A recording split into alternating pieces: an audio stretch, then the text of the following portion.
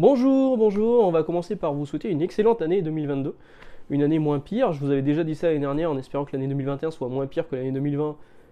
Bon, globalement, elle était un peu moins pire. Et cette année, on espère vraiment que ce sera beaucoup moins pire. Savoir qu'une pandémie, historiquement, ça dure 3 à 4 ans.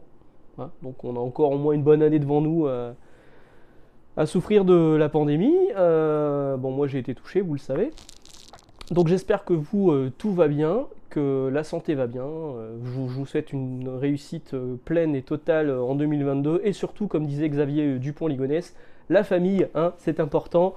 Sur ce, aujourd'hui, on va vous parler, je vais vous parler. Vous avez peut-être fait des bonnes résolutions pour 2022, à savoir passer à la VO.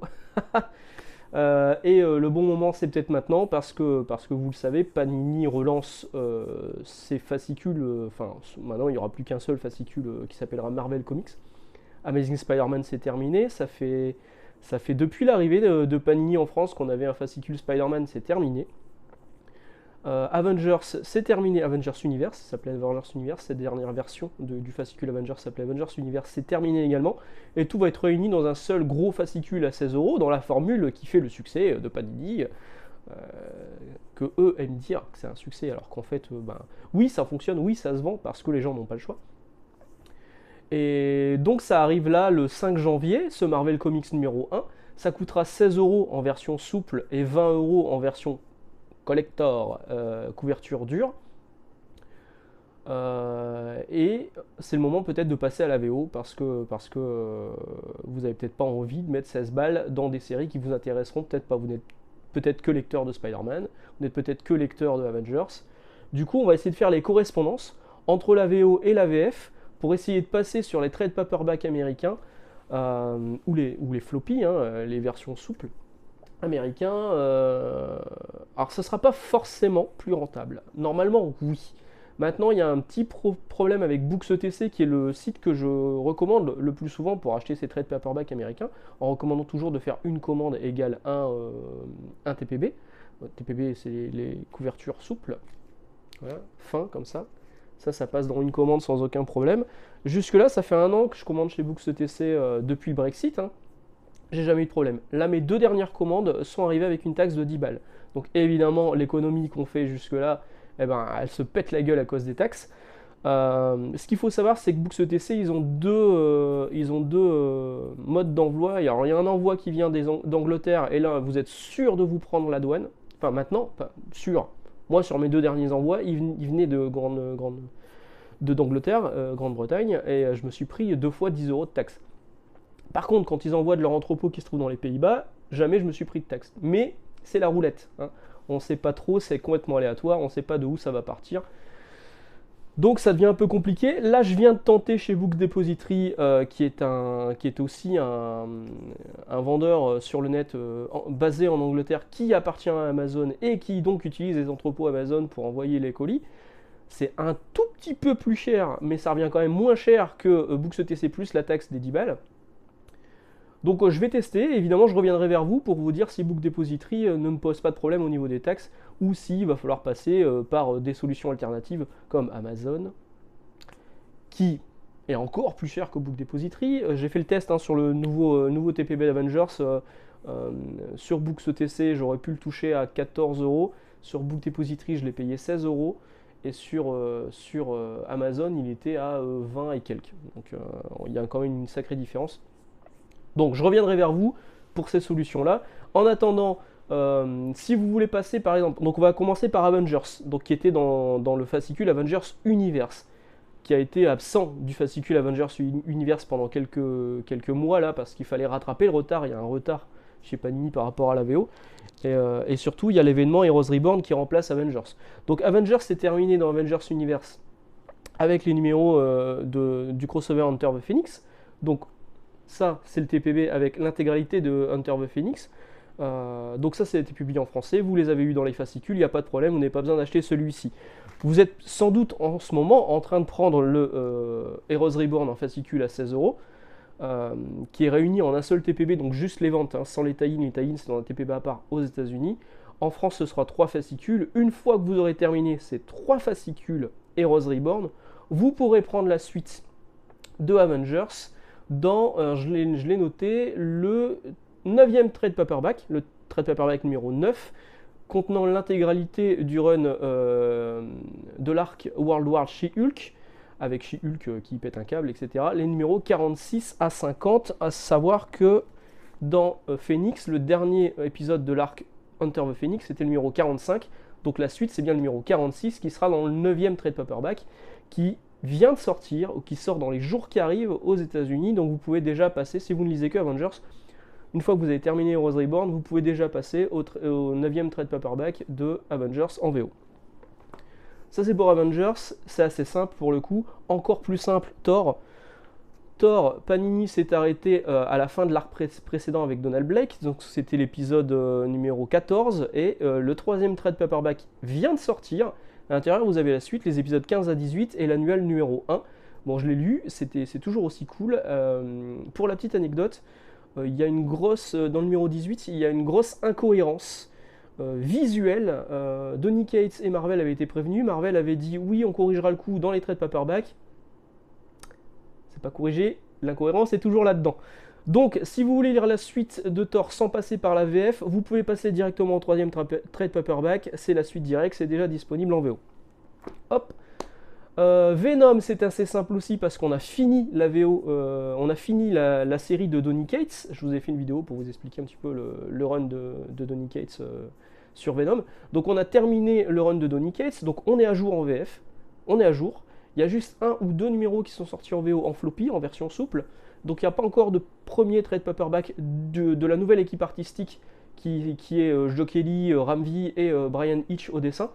Donc là, en gros, en VF, on est à jour. On n'est pas obligé d'attendre que Panini décide comment ils vont sortir la suite de Venom. Est-ce qu'ils vont le sortir directement en 100% Marvel? Quand? Est-ce qu'ils vont faire un fascicule de nouveau? On ne sait pas. Est-ce qu'il sera à 16 €? Est-ce qu'il sera à 7 €? On ne sait pas. Vous pouvez déjà prévoir de prendre le premier trade paperback de la nouvelle équipe artistique, qui n'est pas encore annoncé en VO, hein, mais qui sortira cette année. Donc sur Venom, on est à jour. Là, ça commence à se compliquer sur Amazing Spider-Man. C'est-à-dire qu'Amazing Spider-Man, le dernier numéro français, le numéro 9, 009, allait jusqu'au numéro 59 US. Donc il faudrait que vous démarriez au numéro 60 US. Jusque-là, on est d'accord. Problème, le numéro 60 US, il est avec les numéros 55, 56, 57, 58, 59, que vous avez donc déjà dans les fascicules. Le numéro 60, il est là-dedans. C'est le dernier épisode de Shatterweb, du trade paperback Shatterweb.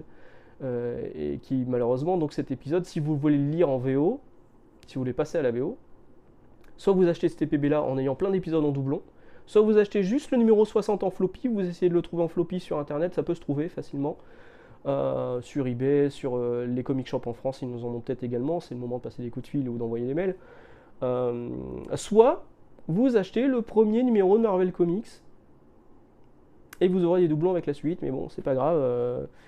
Enfin, c'est quand même 16 balles. Moi, je vous recommanderais plus d'essayer de trouver le floppy, du coup, en US, le numéro 60. Et comme ça, vous pourrez passer directement au trade paperback suivant, à savoir le numéro 13 en VO, celui-ci qui contient les épisodes 61 à 65 avec Giant Size Amazing Spider-Man King's Ransom. Donc, ce trade paperback là. Ensuite, on enchaîne avec le trade paperback 14. On enchaîne avec Sinister War, qui est la mini-série en rapport avec la série Amazing Spider-Man. Et enfin avec le dernier trade paperback qui vient de sortir de Nick Spencer, la fin du run de Nick Spencer dans le trade paperback numéro 15. Et là vous serez à jour, vous aurez terminé. Vous voyez un petit peu l'avance aux États-Unis de Amazing Spider-Man. Nous en France on est arrivé à l'épisode 60, l'épisode 60 va démarrer le mois prochain. Alors je sais que dans Marvel Comics, je crois qu'il y aura 4 épisodes de Amazing Spider-Man, 4 ou 5 épisodes d'Amazing Spider-Man et quelques épisodes d'Avengers et Thor.